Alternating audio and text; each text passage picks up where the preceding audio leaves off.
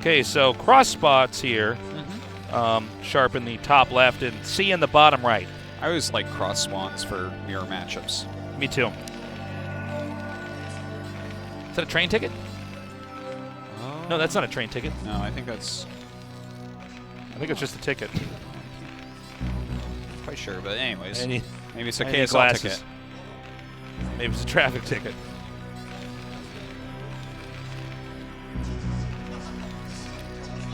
Guys, again, if you come down to our studio, you got to book a ticket on the internets. I've been told it's actually a little bit tricky to do that. Hopefully, we're still a new show here at the KSL. We'll probably be making that easier and easier. You must use a Windows device to do it. Yes. And if you come down, we've got giveaways if you make a cool sign. We supply the paper. We supply the markers. We also supply the cameras and the stream to capture that and show it on the internet. But you have to supply the creativity. Yes, indeed. And if you do that, guess what we supply even more? What? I'm talking headsets, mice, keyboards, giveaways. It's pretty sick. Yeah. Sounds like a great deal to me. You know what I'd do? Huh. I'd make it good cheerful. I'd win it. I'd run up to these pro gamers, have them sign it. I'd keep it for 20 years. It's going to be worth $1 billion. It might be. I sell it. I retire. I move to Korea. I watch the StarCraft 4 KSL. StarCraft 4 KSL at that point. Oh my gosh. But we're playing it with 3D goggles on, flying around. I'm casting it. I got the wands in my hands.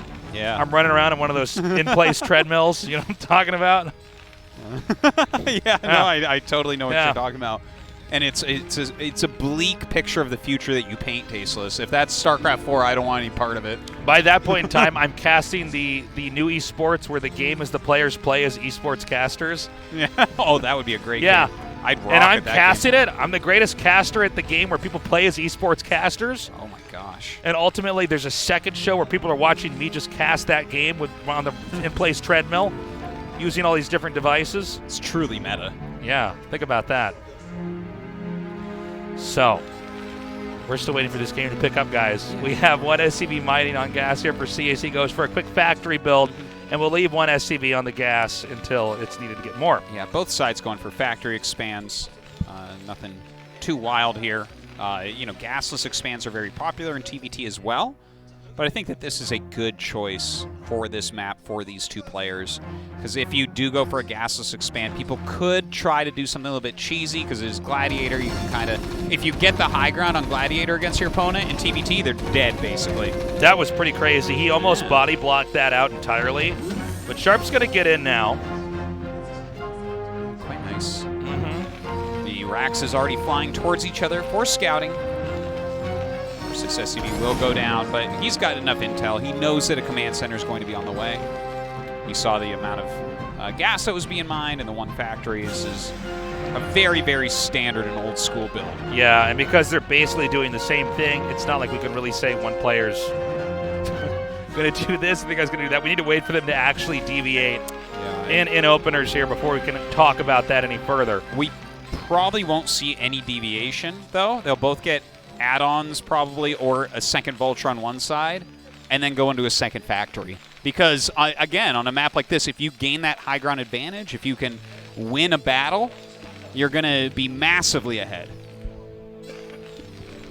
Yes, this is very, very true. Now, it was Sharp who actually went for the second vulture, whereas C went for that add-on right away. Yeah, and it's a slightly different thing, right? You might be able to get a bit more aggressive with the second vulture, but probably not realistically. Won't get too much done. Your opponent has some Marines and Vultures of his own. He can repair. You know, there's a lot of little tricks, but both of them going into the second factory play. Now, the interesting thing to see here, does someone get speed and does someone get tanks? If you get speed, you go only Vultures. If you get tanks, you generally will get mines with that. And, you know, if you guys have seen the other matchups here, you might think, well, why the hell would you not get tanks, right? Well, if you have enough vultures to fill up the surface area, suddenly the damage comes out so fast. Even though vultures don't really counter tanks as far as vulture shots, it becomes a little bit ridiculous. Well, you get so many that you actually, what happens is vultures can kill each other reasonably quick. So if you have more vultures, you kill your opponent's vultures, and then you have another rally of vultures and you kill the tanks. But the thing is, if you go for tanks, you basically start attacking immediately. You're trying to get an engagement before they have a critical mass of vultures to kill your vultures almost instantly. But right now, it looks like Vulture's being made here by C. With the third factory, we know that Sharp is going to be going Mass Vulture. For C, though, we haven't seen yet if he's just... Okay, he's only going Vultures as well. Okay, so C's coming up now. It's very important to have this placed correctly here for Sharp. Speed Vultures versus non-speed Vultures is kind of like Speedlings versus non-Speedlings. Yeah, it's pretty brutal. You wouldn't think it would make a difference if the numbers are the same. It absolutely, totally does. Yeah. You can target a lot more easily and stuff. You can choose when to take the fight. But look, they have the barracks flying over each other's armies. So when you do that, you just look at it and say, oh, we're both going Vulture, okay. Now, the third factory is quicker for Sharp. Right. So to do this, generally you might need to cut an SCV or two. You know, maybe you're skimping on gas a little bit, something like that. But whoever has more Vultures has map control. By the way, C's factory was just later, like late, I should say. He had the money for a while and just didn't get it right away. Yeah, and I mean, that's it's something that can bite you in the butt. But if you're doing things like standing on high ground and making a good concave, it's hard for your opponent to attack in as well. Academy and Armory coming down here. And the same we can see so far here from C here. At least we got a shot of the Academy. Yeah, and C has actually read this situation very well, right? He's got his floating barracks in there, kind of scouting everything. He adds his second add-on for his factory. So he's going to go into higher tech mech units here. A lot of siege tanks are going to be made for C. Whereas Sharp, with this many Vultures, like if you have the Vulture control of the map, or if you have more Vultures, basically you control the map is what I'm trying to say. So he can lay mines everywhere. He's the one that can be out on the map, whereas C has to sit back a bit and get his tech units going. Okay. Sharp continuing to rotate back and forth on the map, just trying to take out any stray Vultures. When you see mines at a TVT, you got to note what units have animations when they fire and what units don't. And when I say animation, they all have an animation from them shooting. I mean, when you see the shot, does the shot itself have to connect to the target? So Vulture shots do need to connect. Goliath simply fire and the damage is then dealt. There's a mirrored animation for the shot hitting the target. The same with tanks. So when the mine comes up, if there's a group of mines, the mine pops up. Tanks and mass Goliaths can shoot down a lot of Vultures, shoot down a lot of mines unless they're in huge amounts. Yeah. Then the mines will still come towards each other, which is why you see mines clustered more in this matchup than any other matchup. And of course, opposing Vultures are not set off by mines. Yes, that would look so silly. It's one of these unique properties. The same thing with Archons don't set off mines either because these are considered hovering units. Yes. So are workers. They're considered hovering units. It's a property that you don't have in, I think, really in StarCraft too. Yeah. There's no such thing as a hovering unit. Yeah, that's all completely true right there. Now, C started his third command center, as we saw. And this is kind of an important deviation from what we see from Sharp. We haven't seen the third command center. Instead, I believe he's added a fourth factory. So the player who goes 4 factories or 5 factories is really going to get control of the map. C is setting up a little siege line here. And you can utilize high ground to do things like this. I don't think he's going to get punished right away for taking a third base. But if you control more of the map in TVT, that's something that long-term can really pay off. Yeah, whereas most matchups in StarCraft, let's say especially PvZ, it's about who has what expansion and can you hold that down without it being invaded. TVT is interesting. It's actually just who has more of the map overall. So even locations that don't seem to be consequential because you can't mine from them, you might not even be protecting a base while you control that position. It tends to pay off later on. Right now he's set up all over the place, adding those additional factories, getting up the starport as well. That's an important moment in the game where you start trying to Vulture drop each other a little bit. See the single Goliath over with Sharp, making sure a Wraith can't ruin his day. Yeah. It's actually, that happens more often than you think, where one Wraith or sometimes even 3 or 4 pop out. Suddenly a lot of damage is being dealt. Totally. Now it seems like it's Sharp who's really itching to try to have a fight. He's continuously rotating around here. And we actually have the third base basically being taken at about the same time. It looks like the CC is going to land here for C, where I think Sharp is going to be transferring SCVs at the moment that CC finishes up on the left side of the map. Yeah, and Sharp kind of starting to move over to this side. Now, this is a very interesting part of the game as well, right? Do you try to bust one of your opponent's areas, or do you defend certain expansions? Now, C is actually moving through the center of the map really quickly right now. I think he got a good scan here because he's just suddenly moving out. Yeah. Like, he knows that there's nobody there. And he actually might be able to wedge his way in between Sharp's third base. This would be huge. This would be huge. Whoever gets their tank sieged well here is going to be at the advantage. Sharp gets onto the high ground, siege is up, and Sharp will be able to hold this area. Okay, driving back these tanks over here. I think one more scan, and actually C's ambitions have been stomped out. Yeah, it was a good idea, the move that he was going for here. And just like you say, if he gets into position there and stops the other tanks from coming, he will deny that base. By the way, he's unable to do it, and Sharp holds tight. The light blue, as far as the middle of the map goes, the light blue triangles that point to the middle, those are the high ground. The dark blue is the low ground. So if you see a bunch of Terrans on the low ground, craggy terrain, they're way more likely to lose a fight against siege tanks and vultures on the high ground. Again, that light blue terrain. That only pertains to the middle, okay? For instance, that third base, that's not a command center on the low ground, middle's on the high ground, okay? Just I know there are people that have not played this game yet. I'm trying to make it clear. Yeah. So right now, look at this. Those turrets really well placed by Sharp. He's kind of getting ready for the dropship play that you always assume is going to come. It's just so efficient to do vulture drops in TVT. C, on the other hand, you know, it seems like he's the one that's trying to make something happen here, and you can see his. Look at this! This is ridiculous. This is disgusting. Yeah, actually. How many shots did that miss? 4? I didn't count, but that can be a very crazy thing. It's one of the only random things in StarCraft. Yeah. The randomness that exists in StarCraft are spawn locations and high ground miss. That's right. It's about 48% high ground miss. SC2, it's if you have vision of the high ground, you get to fire. Yes. Yes. And if anything fires at you from high ground in StarCraft 1, you can fire back for a limited amount of time. It reveals that unit that's firing. You get vision of it, but of course you have a chance to miss. Yeah. So they made that a little bit cleaner in SC2.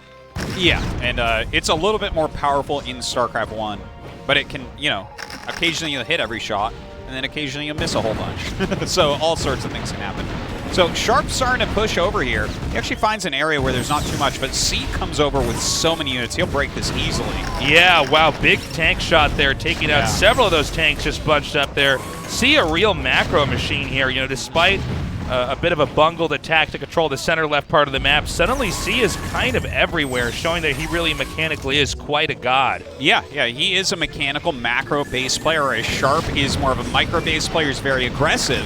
And you see that he's losing this position now. C just kind of out macroing. He has a lot of units over on this part of the map. He's going to easily take this high ground now. Okay. Somehow this dropship got all the way into the upper left. Hey, it was a good try. Now notice, guys, C seems to have a little bit more control of the map. Besides that branch in the center left, he's now pushing up here. He's going to basically have control of that upper right main. He doesn't have anything mining there, but he has the opportunity to go ahead and capture that point when he decides it's the ideal moment.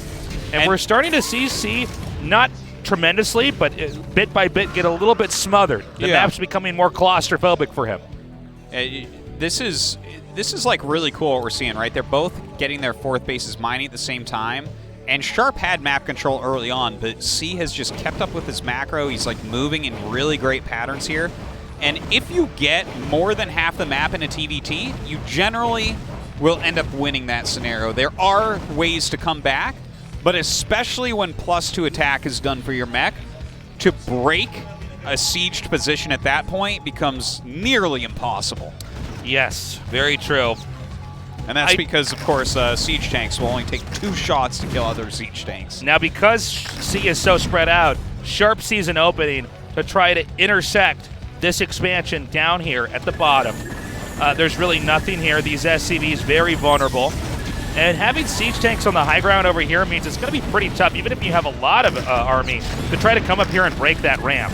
Yeah, and he will break it. It's not like he's going to lose the base, but you can get pretty cost inefficient in situations like this.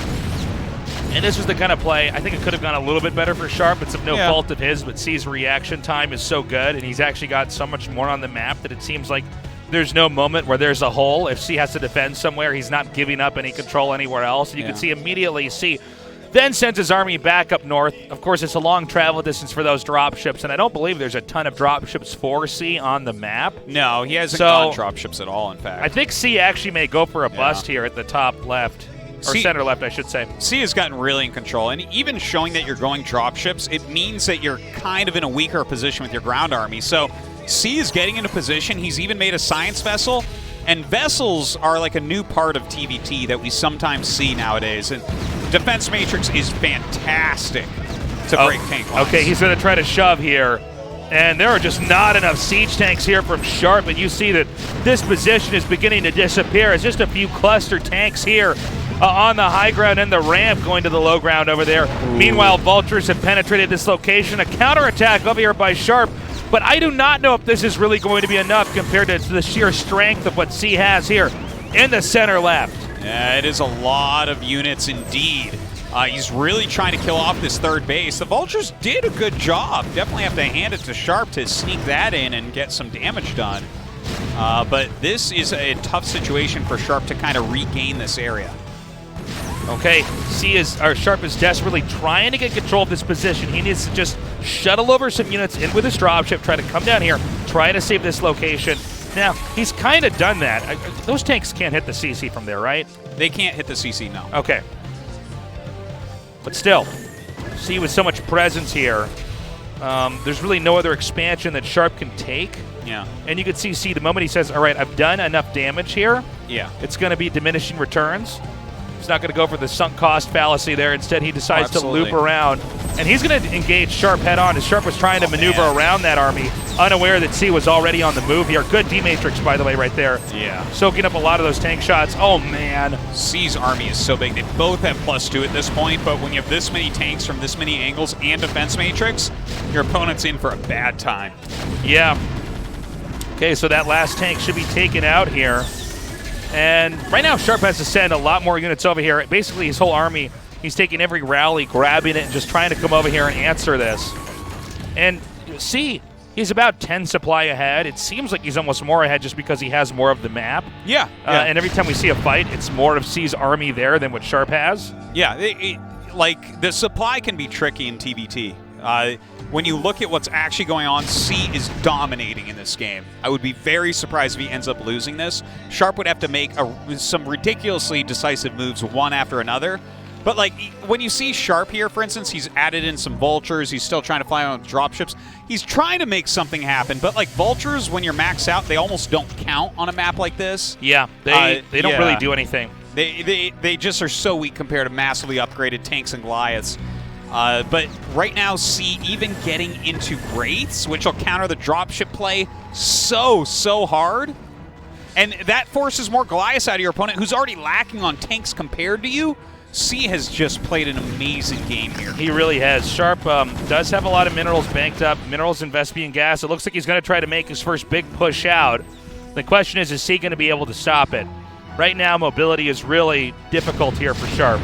He basically has maybe like a little bit more than a fifth of the map. Yeah. Over here. Yeah. Both those mains and naturals that aren't taken are in C's control right now. Sharp has to break one of them. And it looks like he's going to try to break this one on the right, but C has already moved his army towards the left. So C will lose this position. He'll be reasonably good defending it. Like he'll kill off a decent amount of units. Those Vultures actually do a very good job helping break it, though. Now, what does C do with the rest of his army? Oh, is he just going to come back here? Yeah, I say why not, you know? Sharp has to give up a little to gain that ground, and once he set it up, then C takes even more and floods that area. If you notice, I think Sharp wanted to try to draw C down to the bottom main by setting up some tanks over there and saying, hey man, look at this. You think I'm going to take this? And I think C just waits. He says, all right, make the big move, man. You've got 3 dropships. Yeah.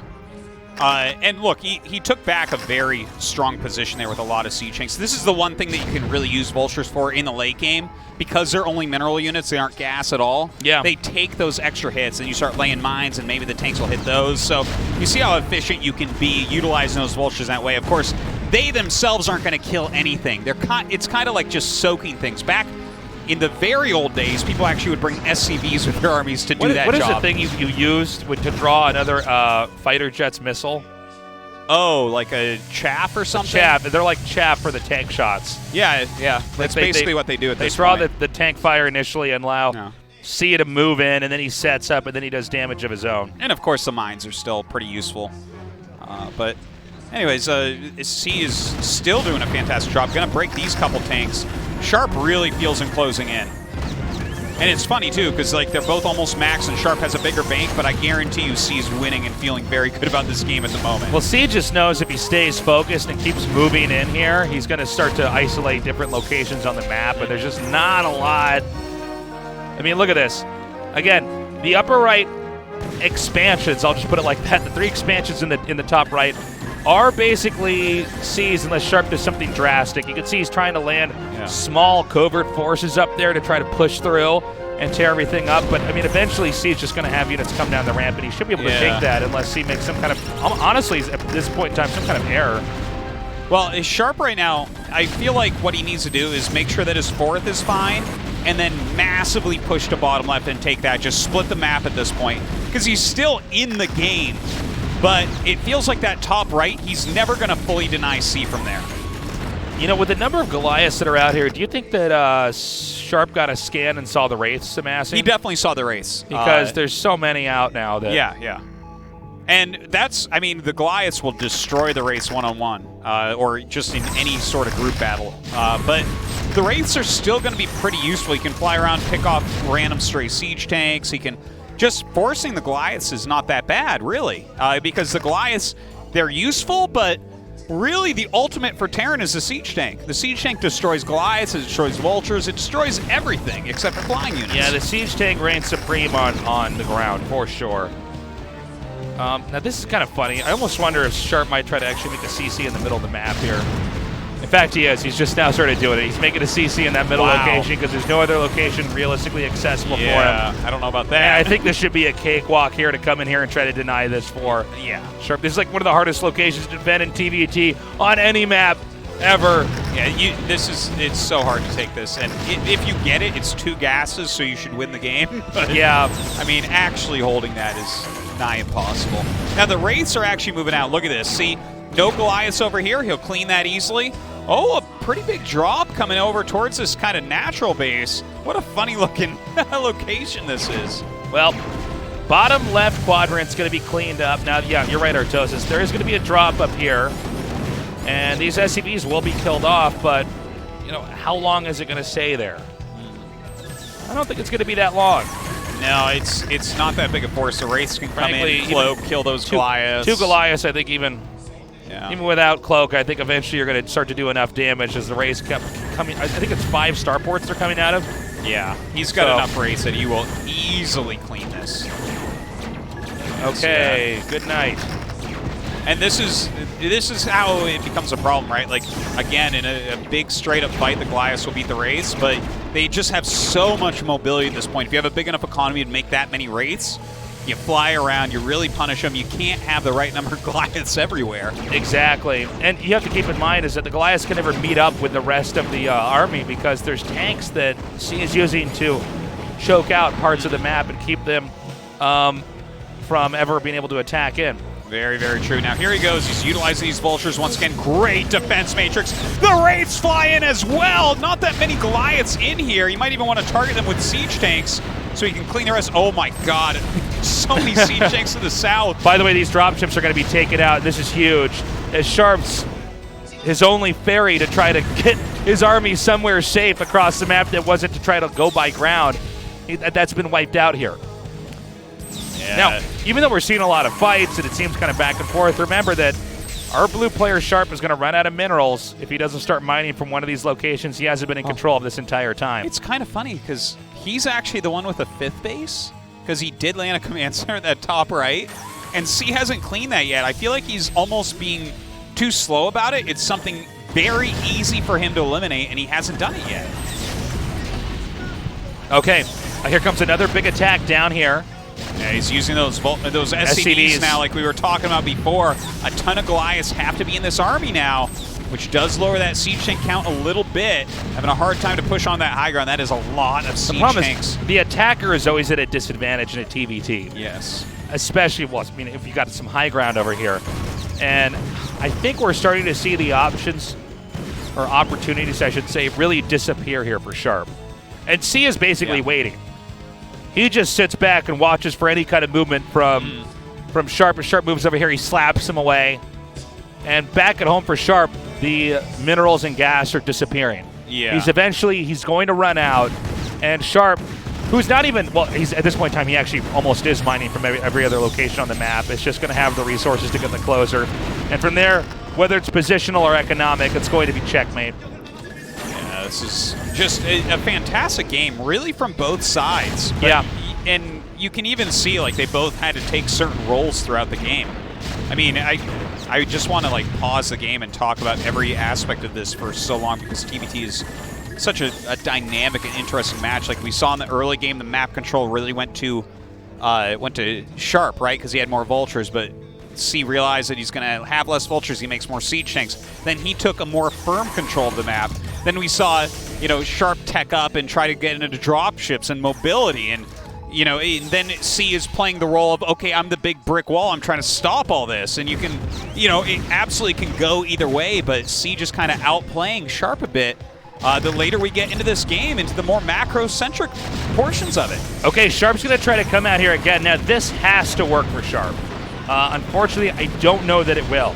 And I don't really care about what's happening on our screen. I'm looking at the 172 supply to 112, which means this is basically everything that Sharp has. Yeah. Yeah, he doesn't have anything left over here. That's just about it. GG. Well. Great game. Great game. Yeah. TBT is just awesome. That goes to show you why this is the longest matchup out of any of the StarCraft matchups. StarCraft 1, StarCraft 2, TBT. That one is a grind. Well, this is the most positional matchup in the game by miles. Yeah. It's because it's really funny, right? They were both about maxed, and Sharp had more Bane. And we're sitting there telling all you viewers at home, oh no, C's killing him. Because he has more of the map, he has a better position overall, and even with that extra money, Sharp unable to break through. That's right.